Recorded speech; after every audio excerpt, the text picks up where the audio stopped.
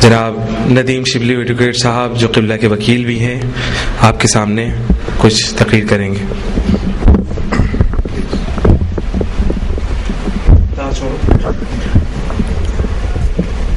جی شکریہ. بسم اللہ الرحمن الرحیم. میرا خطابت کا شعبہ تو نہیں ہے، میں بنیادی طور پر ایک وکیل ہوں، وکالت کے شعبے سے منسلک ہوں، اور اعتزاز حسن صاحب کے ساتھ 17 سال میں نے لاہور میں پریکٹس کی ہے، اور تقریباً 22 سال سے وکالت کے شعبے سے منسلک ہوں. قبلہ میری زندگی کا ایک ایسا لمحہ ہے جس کو اگر میں نہ پاتا تو شاید زندگی ادھوری رہ جاتی. مجھ پر بہت مصیبتیں گزری ہیں. میں گولیاں بھگت چکا ہوں، آگ بھگت چکا ہوں، زندگی اور موت میں فرق کو بھگت چکا ہوں، موت سے آگاہ ہوں. میں ایک ایسا شخص ہوں جس کا ڈر ڈاکٹر ضمیر اختر نقوی کی وجہ سے دور ہوا. لیکن میں آپ سے ایک گلہ کرنے 14 گھنٹے کا سفر کر کے پہنچا ہوں.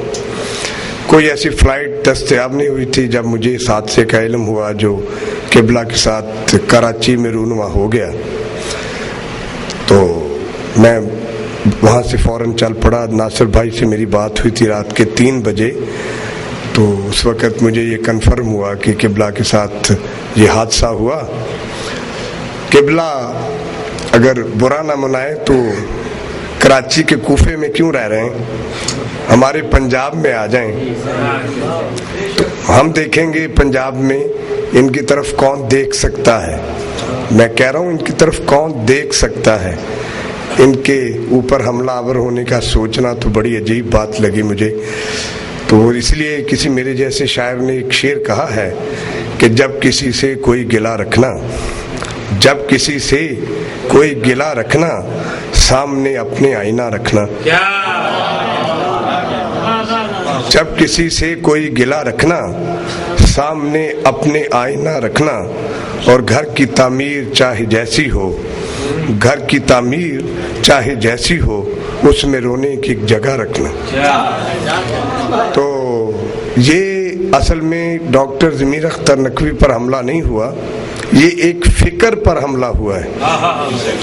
اور حملہ آور یہ سوچ لیں کہ حملہ آوروں نے کم از کم اہل سنت کو یہ بتا دیا، کیونکہ میں بھی اہل سنت سے کنورٹڈ ہوں اور میرا ارائیں فیملی سے تعلق ہے، اور ہم غلطی سے حضرت عمر فاروق کی اولاد ہیں، تھے نہیں، ہم ان کی اولاد ہیں، لیکن ہم علی کی اولاد کے نوکر ہیں.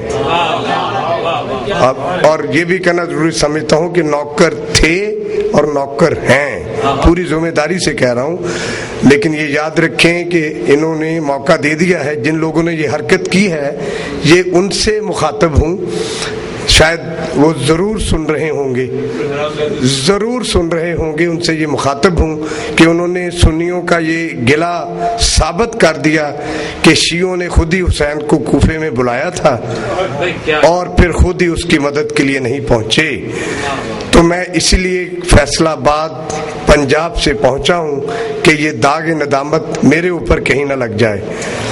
تو میری آپ سے درخواست ہے کہ قبلہ بہت قیمتی انسان ہے، بہت قیمتی انسان ہے. قبلہ جیسے انسان روز روز نہ ملتے ہیں، نہ خدا ان کو ودیعت کرتا ہے. یہ آپ پر خدا کی طرف سے ایک قدرتی تحفہ ہیں، اور ہم توقع رکھتے ہیں کہ آپ جن لوگوں نے یہ مذموم حرکت کی ہے ان کو یہ ضرور بتا دیں گے، گلی گلی اور کوچے کوچے میں ڈاکٹر ضمیر اختر نقوی کے اس پیغام کو پہنچا دیں گے کہ یاد رکھو یہ جو کام کر رہے تھے نا، یہ سپاہ صحابہ والے اور یہ لشکر جھنگوی والے اور یہ لشکر بھنگوی والے، یہ کام اگر تم نے یہی کام کرنا ہے تو پھر اپنے ساتھ سے امامیاں ہٹا دو اور حرامیاں لگا دو. شکریہ.